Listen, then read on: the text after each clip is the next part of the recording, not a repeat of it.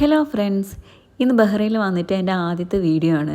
അപ്പോൾ ഞങ്ങൾ ഇന്നലെ രാവിലെ ബഹ്റൈനിൽ ഏട്ടൻ്റെ അടുത്ത് എത്തി കേട്ടോ.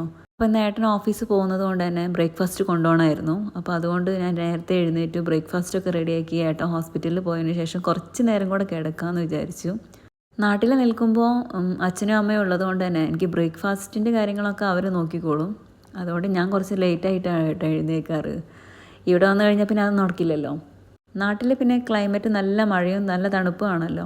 അതിന് നേരെ വിപരീതമാണ് ഇവിടെ വന്നപ്പോൾ. നല്ല ചൂടായിരുന്നു. പിന്നെ ഞങ്ങൾ ഇങ്ങോട്ട് താമസം മാറിയിട്ട് ഒരു 4-5 മാസമായി. ഞങ്ങൾ നാട്ടിൽ പോയതിന് ശേഷം ഏട്ടൻ ഇവിടെ തനിച്ചായിരുന്നു. അങ്ങനെ നമ്മുടെ അമ്പാടി എഴുന്നേൽക്കുന്നതിന് മുന്നേ എൻ്റെ ജോലികളൊക്കെ കുറച്ച് പെട്ടെന്ന് തീർക്കണം. അപ്പോൾ അതിന് വേണ്ടിയിട്ടുള്ള പ്രിപ്പറേഷനാണ് ഇനി. നാട്ടിൽ നിന്ന് വരുമ്പോൾ എൻ്റെ സാധനങ്ങളൊക്കെ കൊണ്ടുവന്നത് ഇപ്പോഴും ലഗേജിൽ തന്നെയാണ് ഇരിക്കുന്നത്. ആ ലഗേജൊക്കെ അങ്ങനെ തന്നെ വെച്ചിരിക്കുകയാണ്. മടിയാണ്, ഒരുപാട് സാധനങ്ങളൊക്കെ എടുത്ത് വയ്ക്കാനും മടക്കി വയ്ക്കാനും ഒക്കെ ഉണ്ടാവുമല്ലോ. അപ്പോൾ അതുകൊണ്ടൊക്കെ അതേപോലെ എടുത്ത് വെച്ചിരിക്കുകയാണ്.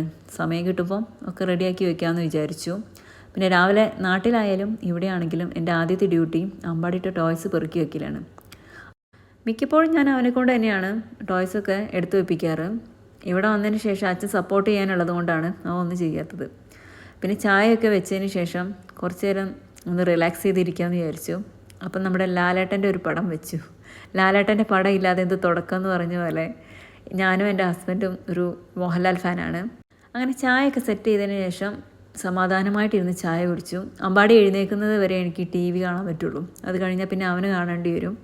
അപ്പോൾ അതുവരെ സമാധാനമായിട്ട് ഇരുന്ന് ചായ കുടിക്കാമെന്ന് വിചാരിച്ചു. പിന്നെ അവനെ എഴുന്നേൽക്കാൻ ലേറ്റായപ്പോൾ ഞാൻ ഓടിപ്പോയിന്ന് ഫ്രഷ് ആയിട്ട് വന്നു. നാട്ടിൽ നിന്ന് ഞാൻ വരുമ്പോൾ സ്പാ ചെയ്തിട്ടാണ് വന്നത്. അതുകൊണ്ട് 2 ദിവസം എനിക്ക് തല നനയ്ക്കാൻ പറ്റില്ല.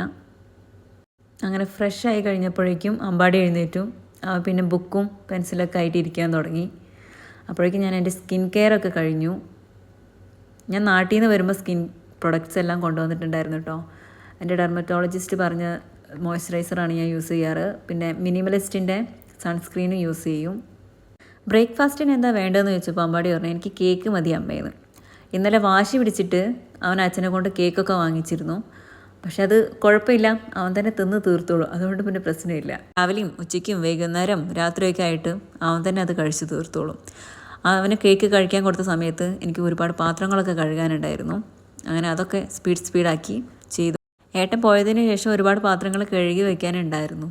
അപ്പോൾ ഞാൻ അതൊന്നും ചെയ്യാതെയാണ് പിന്നെയും പോയി കിടന്നുറങ്ങിയത്. ഉള്ളിൽ AC ഇട്ട് നിൽക്കുമ്പോൾ നമുക്ക് പുറത്ത് ചൂട് അത് വല്ലാതെ അറിയുന്നില്ല. പക്ഷെ പുറത്തേക്ക് തീരെ ഇറങ്ങാൻ പറ്റുന്ന സ്ഥിതിയല്ല, അത്രയും ചൂടായിരുന്നു പുറത്ത്.